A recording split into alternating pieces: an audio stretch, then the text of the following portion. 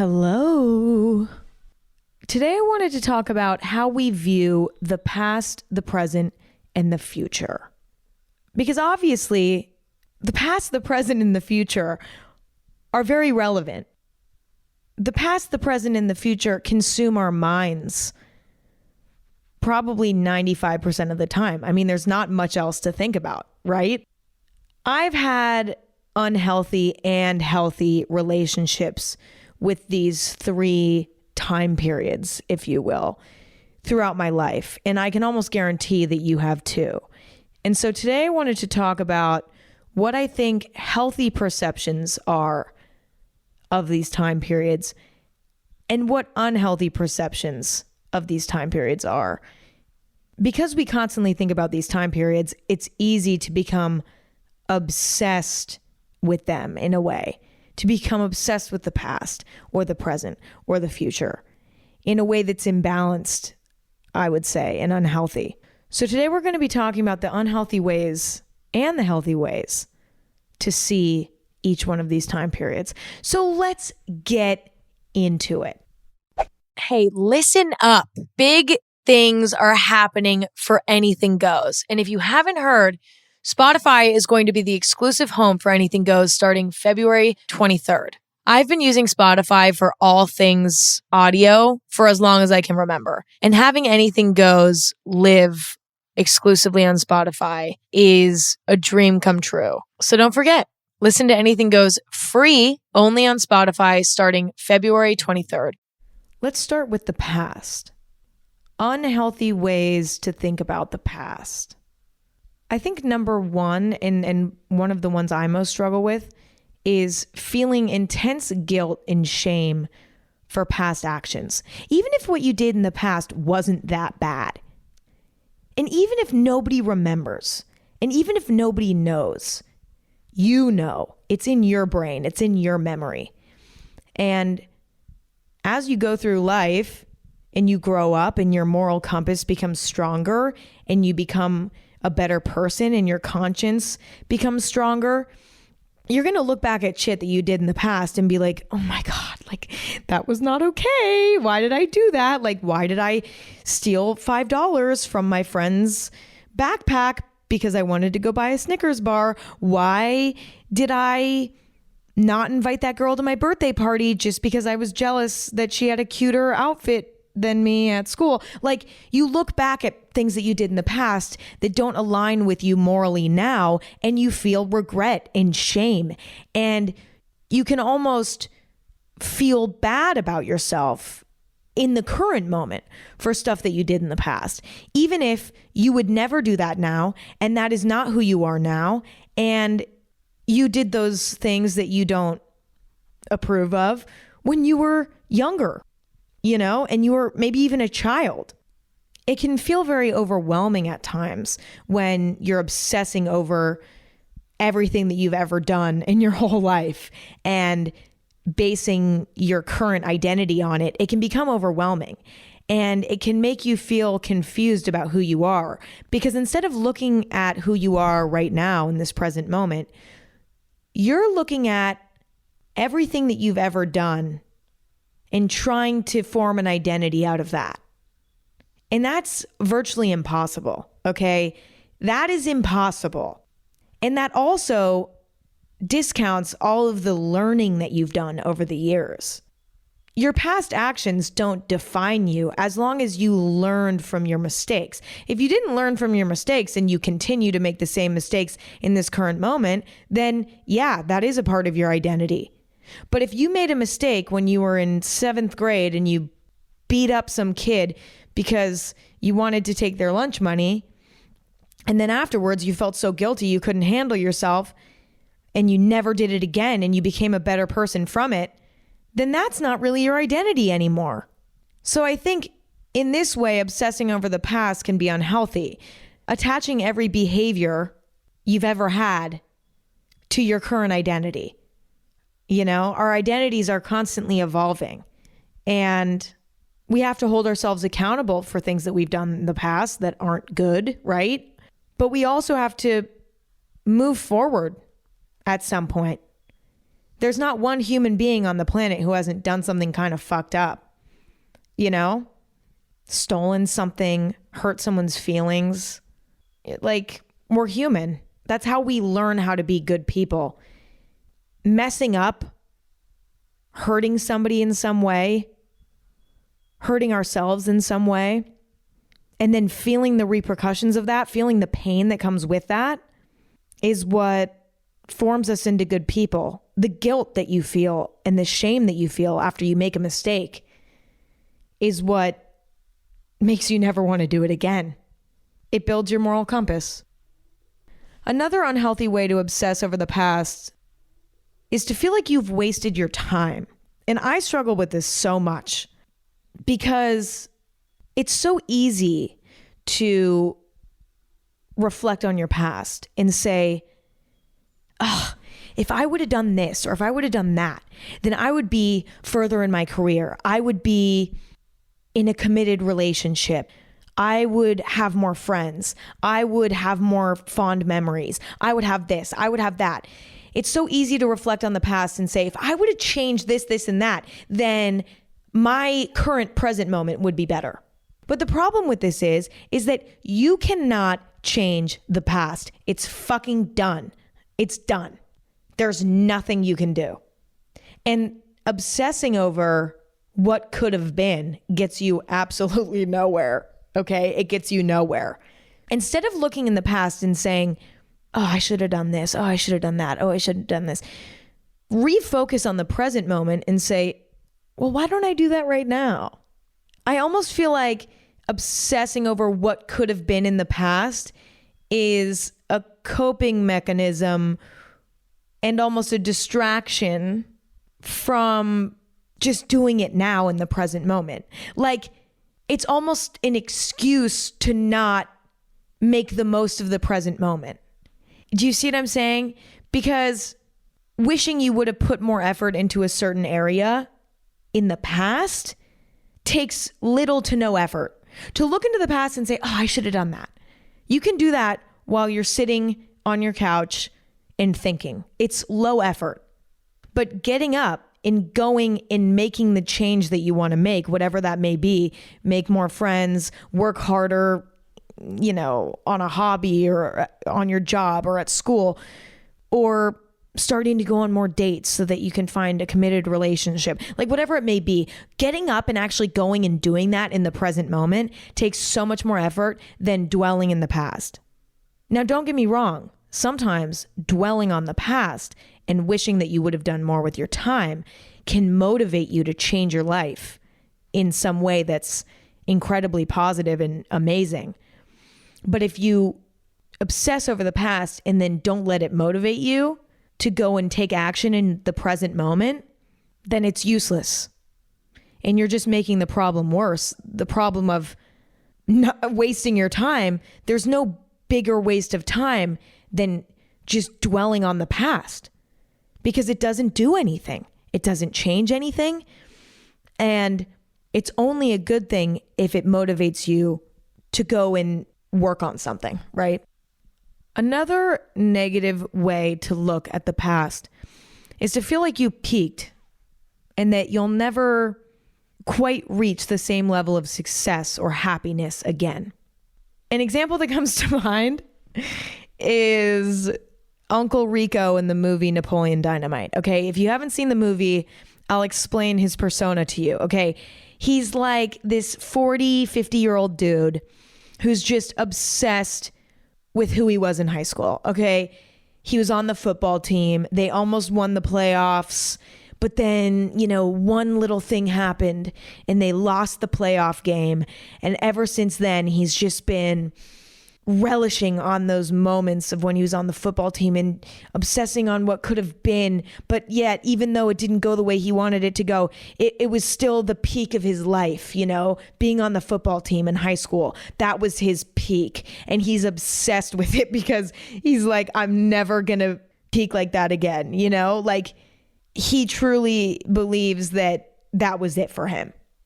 And so he's trying, in the movie, he even tries to buy a time machine online so that he could go back and win the playoff game and fully relive that moment and hopefully win the playoff game. Okay, whatever. He's obsessed with the past. Even though in that scenario, the past didn't actually go the way he wanted it to go. They lost the playoff game. He wanted to win the playoff game, whatever. It was still his peak in his mind, right? He wants to go back there. He wants to do it all over again. The truth is, you can, have had a really, really special moment in your life in the past. A moment when everything was going well for you. Whatever that means for you personally. That doesn't mean that you can't have another really high point like that again. I would argue if you believe that you peaked, then you peaked, and you'll never have another moment of bliss like that again, right? There are moments throughout our lives that are memorably great. The moments that come to mind when somebody says, "What was the best time of your life?" and you have an answer. Although if somebody were to ask me that, I don't know what my answer would be. I don't know if I have that. But I would say probably 50% of us have that, right? I probably have that. I would have to think about it for a minute, but I'd probably have that too.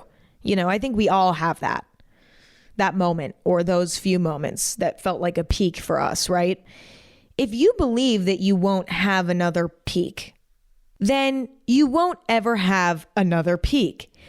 Because I would argue that a peak in life is determined by how we perceive that moment. Do you see what I'm saying? Like, it's up to us what peaking is in our own life. A lot of our reality is dictated by our perception of the world around us.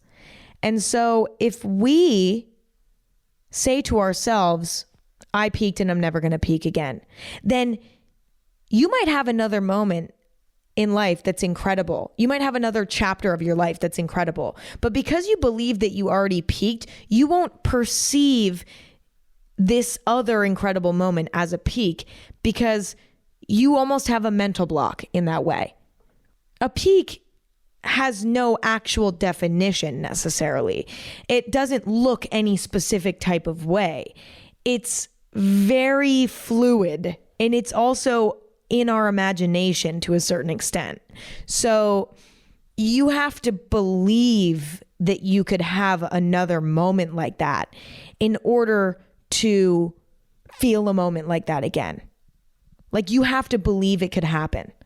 Another unhealthy way to look at the past would be to actually not look at the past at all. Okay?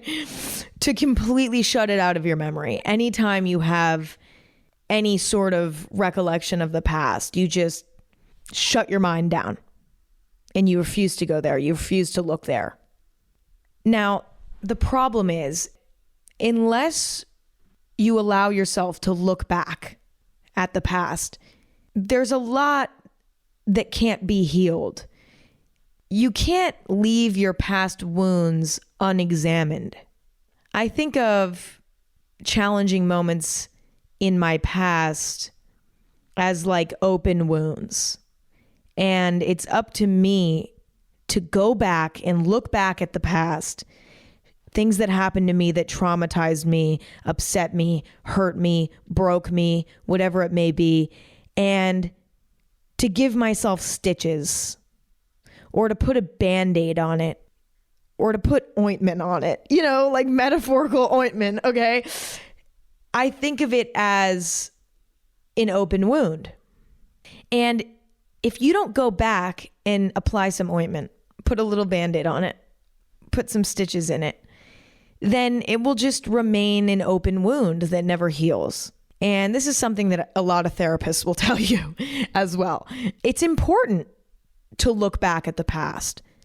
It helps you understand why you behave the way that you do, why you think the way that you do, why, you are anxious about certain things, why certain things trigger depression in you, it helps you understand yourself in so many ways. And so I think if you completely ignore it, then you end up living with a lot of unnecessary pain and discomfort. It is really painful to look at the past and to address the wounds that you have, but it's a pain that you need to feel so that you can eventually no longer feel the pain really at all anymore. I mean, don't get me wrong. You'll always have a scar there.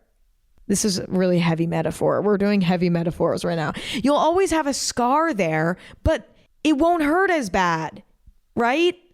And you'll be familiar with that scar. You'll know, oh, I need to put some Aquaphor on this scar because sometimes the scar gets kind of dry and uncomfortable. And so I need to put some Aquaphor on it. But you become familiar with this wound. It's not foreign to you. You've addressed it. You're familiar with it. You know how to treat it better, right?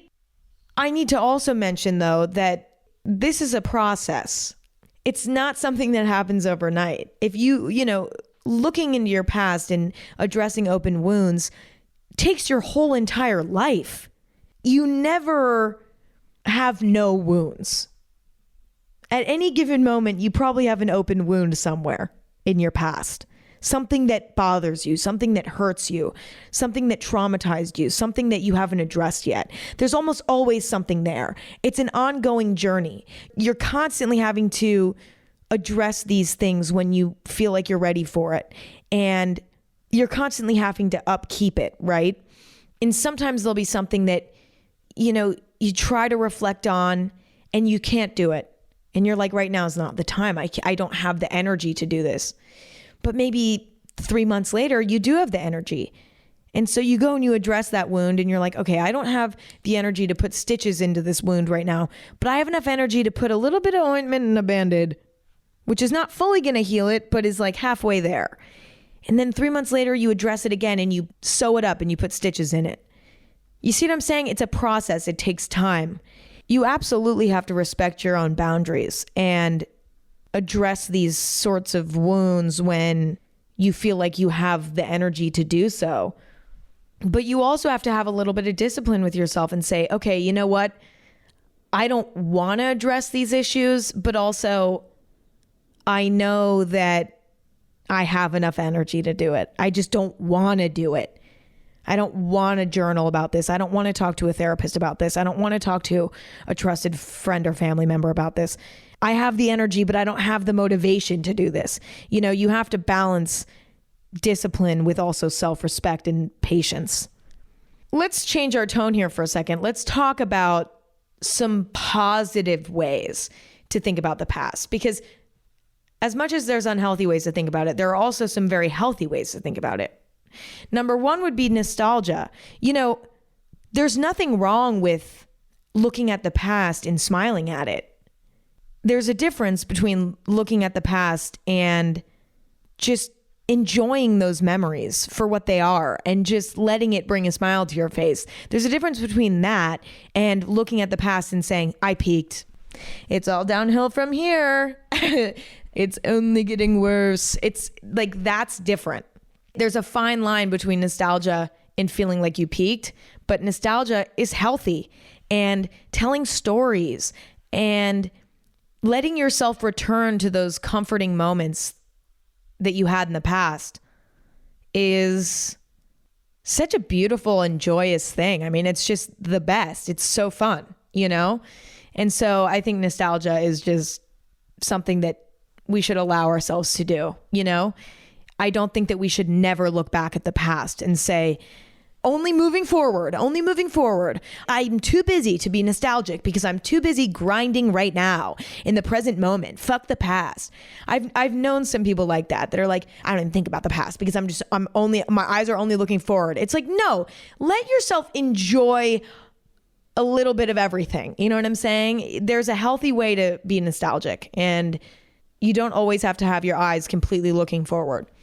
Another healthy way to look at the past is to kind of face the things that you did that you don't now approve of head on. Instead of refusing to look at past actions that make you cringe or make you feel bad, address them head on and try to figure out a way to forgive yourself and accept that these things happened. And accept the fact that you learned from them. And maybe you can even laugh about it. But I think coming to terms with things in your past that you're not proud of just gives you so much peace. Another healthy way to think about it is to look back at past successes and think of it as a reminder that you can succeed again. Instead of looking at a past success and comparing your current self to your past self and saying, oh, I don't know if I'm ever going to be able to do that again. Like, I wish I could go back to that time when I was succeeding at this certain thing.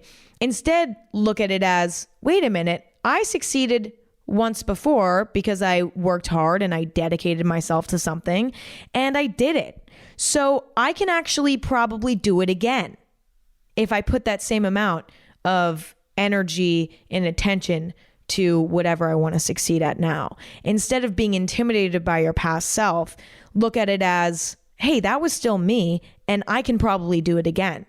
On the other hand, with your past failures, instead of feeling like, oh, I'm such a loser, like I failed that one time or I failed all of those different times, I'm probably just going to continue failing for the rest of my life. Look at those past failures as, I'm just going to work harder next time. I'm just going to dedicate myself harder next time.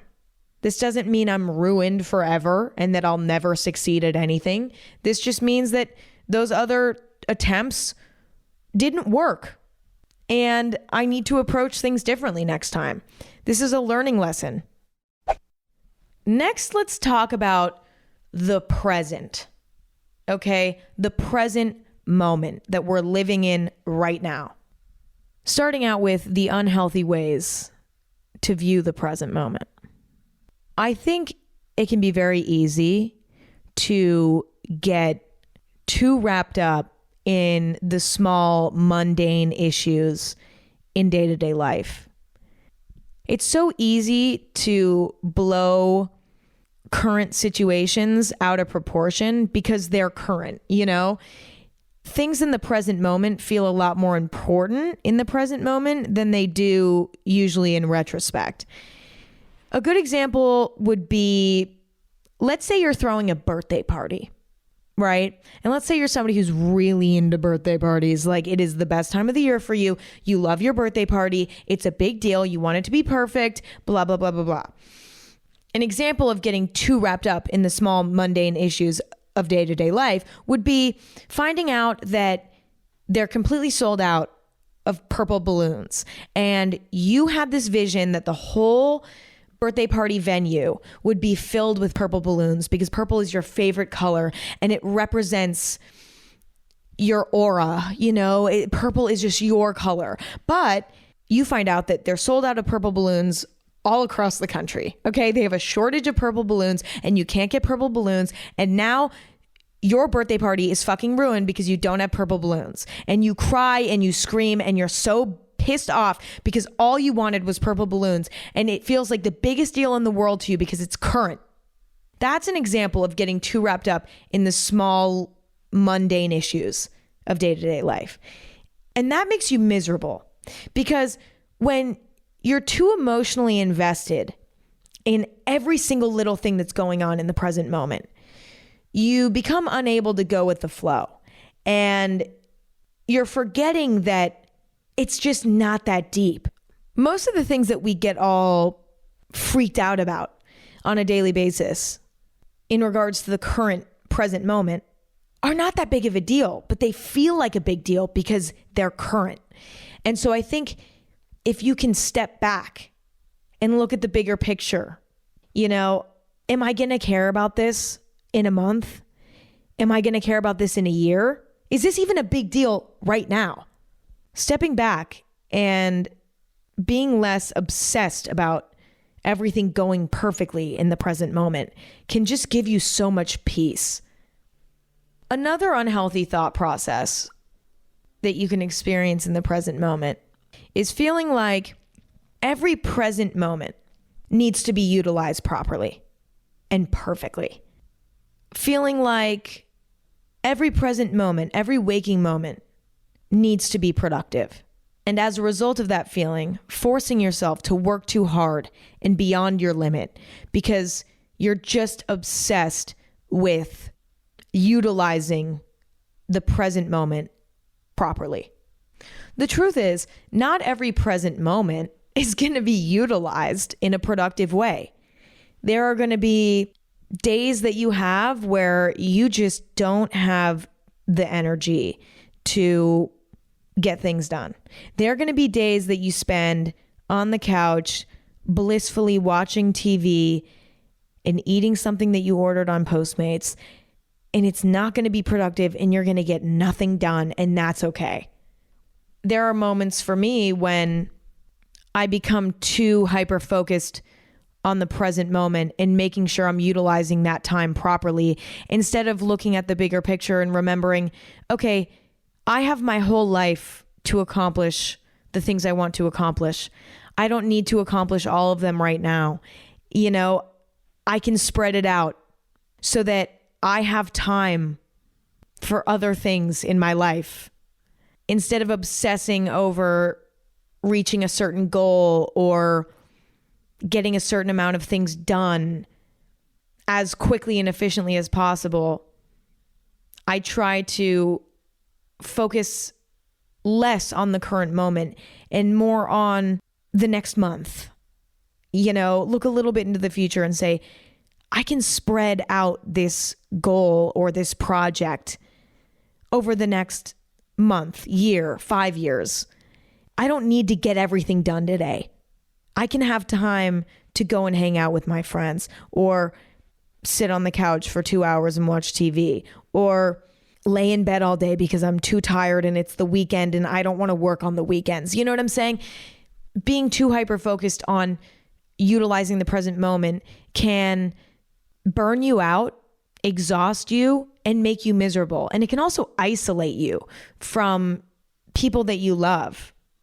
And it can also prevent you from doing things that you just enjoy doing, like going on a hike, painting pictures, reading romance novels for fun. Like, I don't know what you like to do, but you see what I'm saying? And the last unhealthy way to think about the present is to completely ignore the reality that tomorrow will most likely come. And what you do in the present affects what happens to you tomorrow, right? What you do in the present affects the future to a certain extent, okay? We can't ignore that. And if you look at the present moment too intently and you don't consider the future at all, that's an unhealthy way to view the present. To think of it like the present is all we have, like tomorrow, who knows about tomorrow? I don't give a fuck about tomorrow. Tomorrow's not here yet. I'll handle tomorrow, okay? Being almost in denial that tomorrow's going to come and you're going to have to deal with the consequences of what you did in the present in the future. If you're like in denial of that truth, then there's an issue.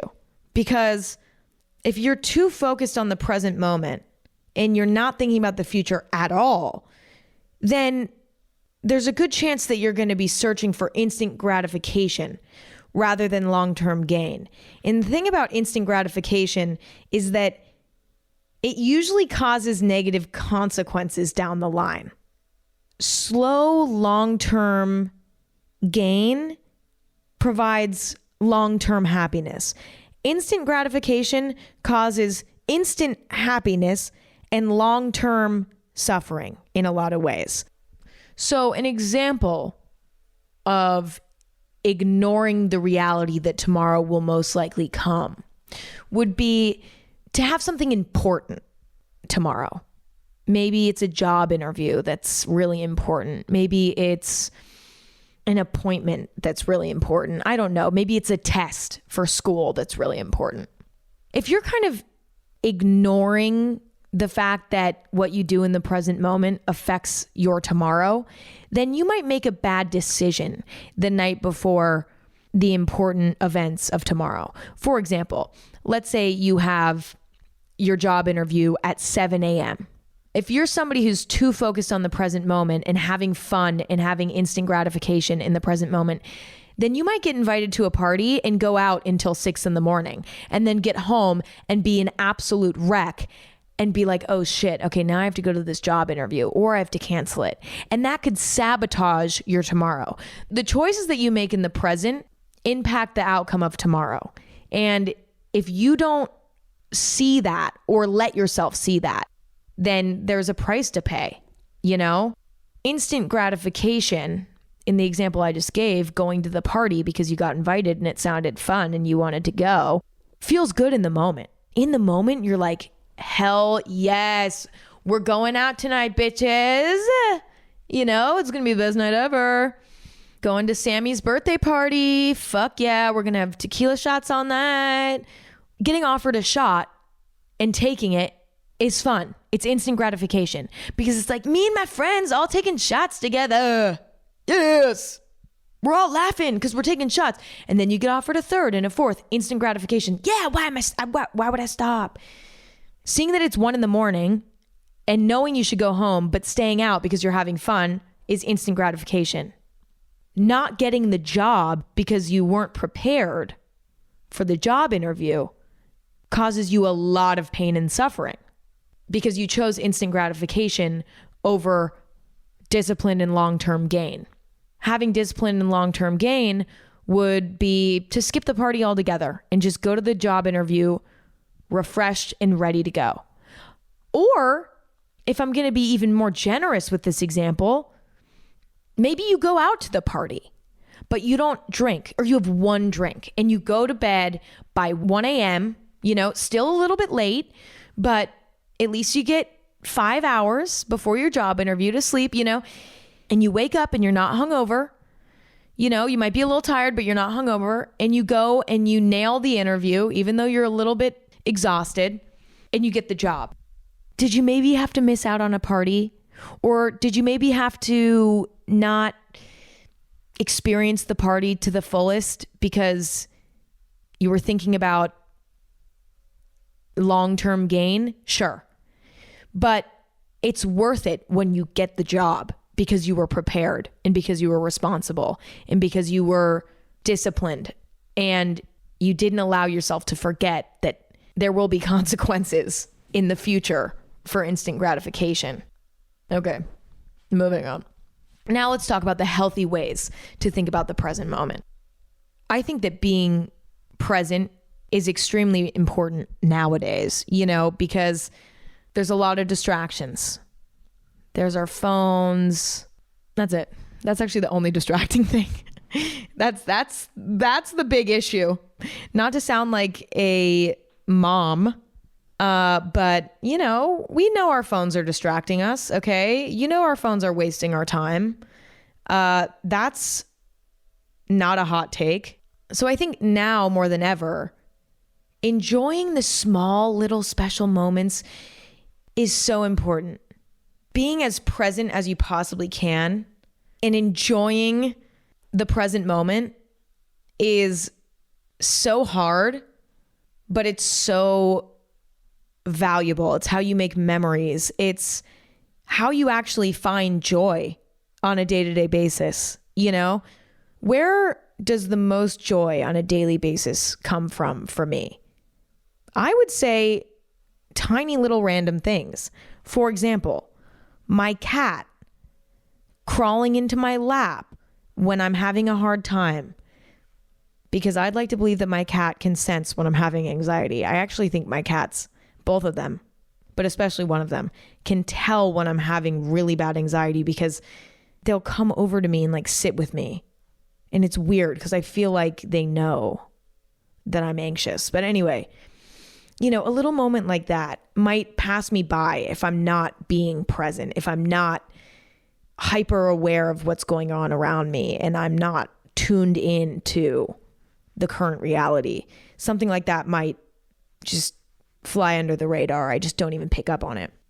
But when I'm sort of forcing myself to be mindful and present, I notice those things, and those things bring me joy throughout the day. You know, a little conversation with somebody at the grocery store. Maybe we're both going and buying the same thing, and I'm like, oh my God, isn't this shit so good?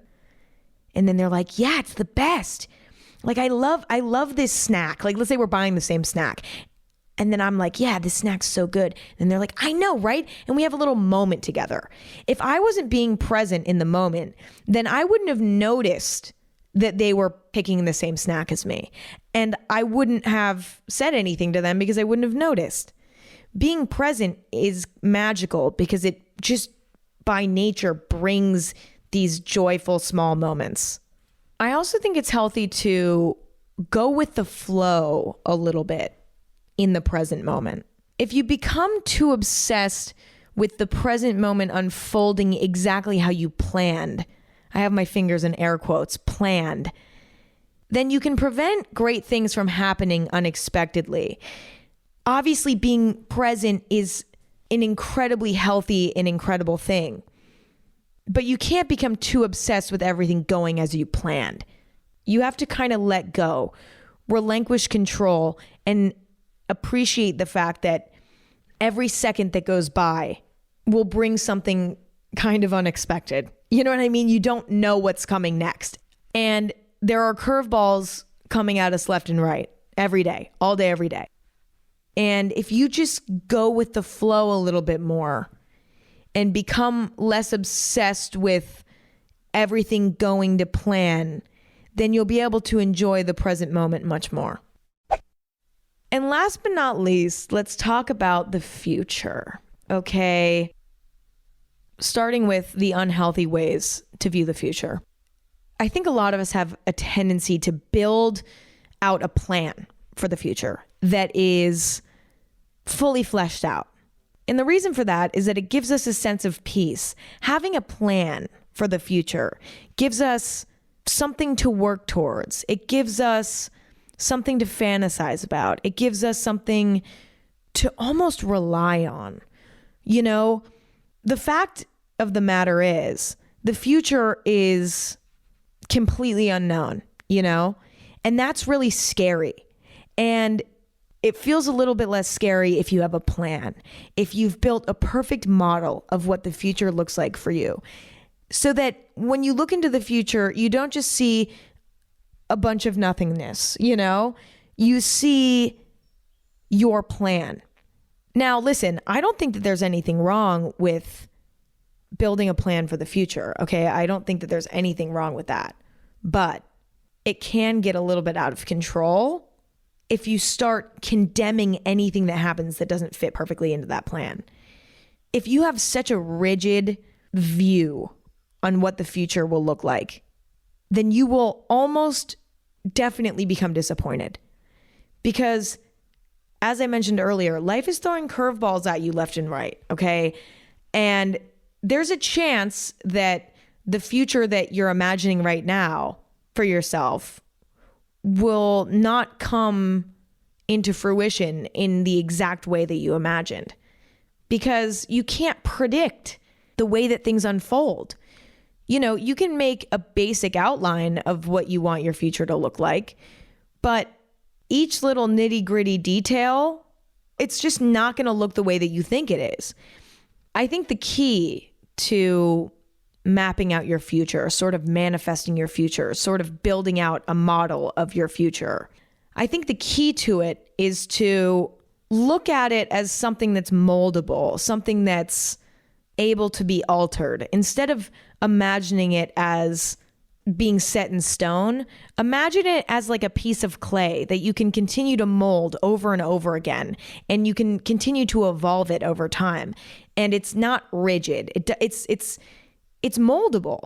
If you look at your model of the future as something that is set in stone, then anything unexpected that comes your way that kind of takes you off the path that you initially wanted to go on will freak you out, make you uncomfortable, make you angry, make you upset. And it could prevent you from actually taking a different direction than you initially planned and potentially finding something awesome. You know, you want your future to be moldable. Another unhealthy way to think about the future is to not allow yourself to think about the present at all because you're too focused on the future. So you're so obsessed with this idea of what the future is going to be that you're willing to sacrifice your well-being in the current moment to hopefully make your future better. Now, listen, I think to a certain extent, this is like normal and maybe even healthy, but I think that the line is very blurred and it can become unhealthy so fast. If your current life is completely miserable and it doesn't really need to be, and the only reason why your life right now is miserable is because you're putting this intense pressure on yourself now to basically sacrifice your current self for your future self. You're not prioritizing the present moment enough. For example, let's say your dream is to be a CEO of a company, right? You want to start your own company, or you want to be the CEO of a company. You want to get hired, whatever. In order to accomplish this goal, you cut off all of your friends. You break up with your significant other, and all you do is work 24/7. That's it. And your quality of life is fucking terrible because you've ruined all things that bring joy just because you want to accomplish this goal so bad. I don't care what people say. I don't think that this is a good method because you can't function that way for very long. It's not a sustainable plan, right? It's easier to work hard when you also have moments of your life that are joyful and fun and relaxed. And so if you work yourself too hard as almost a form of sacrifice for your future self, you might not even be working any harder than you would have if you would have not just thrown all of your eggs into one basket. The truth is, the future is promising, but it's not promised. You know, I know it's kind of depressing to look at it like that, to be like, I don't know if today is my last day. You know, I don't know. But we don't know. We truly don't know. We never know. And that's the most uncomfortable pill to swallow. Don't get me wrong. It's not fun to think about, okay? But we don't know if we have tomorrow. Don't get me wrong. The future is promising, meaning that there's a really good chance that we do have a tomorrow, right? But it's not promised. It's not certain. So I think maintaining a healthy balance between working towards your future, but also making sure the present moment is enjoyable and has moments for you weaved in is crucial in a lot of ways because tomorrow is just not promised. Another unhealthy way to look at the future is to dread the future, to dread the terrifying things that the future may hold, especially worrying about things that you can't control. For example, something catastrophic happening, like, you know, a natural disaster or something. Somebody in your friends or family getting hurt, getting sick, you know, you getting hurt, you getting sick. The list goes on. I struggle with this a lot. I struggle with the fact that tomorrow could bring absolute chaos. Like at any moment, today could bring absolute chaos. But tomorrow has an even better chance of bringing absolute chaos because I'm halfway through today and so far so good, okay? But tomorrow, who fucking knows? Within the next year, there's so much time for something bad to happen. You know, that's the way my brain thinks. I'm constantly obsessing over the bad, catastrophic things that could happen in the future. And that's just such a miserable way to live your life. And I'm struggling with this right now. I've been struggling with this since I was a child. Definitely less when I was a child, but still when I was a child. And, you know, the truth is you can't control what you can't control. And worrying about it doesn't fucking do anything. I don't have advice for this though, because I'm still figuring this out. I'm still trying to figure it out. The last unhealthy way to look at the future is to kind of use the future as an excuse to not do anything at all. Okay, not get anything done. Not get up and start working towards a goal or something today. Now listen, it's one thing to respect your own boundaries and energy levels and to give yourself breaks when you need them and to, you know, respect your own kind of capabilities at any given moment. But it's another thing to completely neglect your present life because you look at the future and you're like, well, I'm gonna accomplish that later. I'm gonna do that later. I'll work on that later. If you have the energy and the ability to start working on something now, there's no better time than now. You know what I'm saying? Using the future as an excuse is not a good thing because you can continue doing that forever for the rest of time. Just continue using the future as an excuse and you'll never end up getting anything done. You know what I'm saying? It's one thing to say, you know what? I have time to spread out my efforts over a period of time and I don't need to do it all in one day. It's one thing to say that to yourself, but it's another thing to say, I don't need to do anything today. I don't need to do it this week because I have next week. And I also have a month from now to start working on this. And I have next year even to work on this. I don't need to start this now. Just because you're, for lack of a better word, lazy. You know what I mean? It's one thing to be lazy and it's another thing to have balance. And I think that that's where we all run into problems sometimes because the line is blurred and you have to be honest with yourself about whether or not you're using the future as an excuse or you're utilizing the future to have a healthier balance in the present moment. And the healthy ways to think about the future. Listen, the future is a blank canvas, and that is such an incredible thing, okay? The future is what you make of it. The things in life that you do and accomplish and work on and focus on, it's all in your control. What a beautiful thing that is. Your idea of what the future is can change every single day, and that's okay because it's a blank fucking canvas and you can do whatever you want with it. You could wake up one day and say, I'm going to be an architect. And then the next day you could wake up and say, I don't want to be an architect anymore. I actually want to be a barista at a coffee shop. And guess what? The future is yours to create. And so you have the freedom to change your mind or hone in on a focus for the future that you're really excited about. It's all up to you. And what a beautiful thing that is. On top of that, tomorrow is kind of a mystery though too, because you can control what you do tomorrow, but you can't control what's done to you tomorrow. And that can be a really challenging thing to deal with, but it can be a positive thing if you just let go. And that's what I'm trying to do right now. I'm just trying to let go and remember that tomorrow is a blank canvas. And all I can control is the marks that I make on that canvas, the colors that I use on that canvas.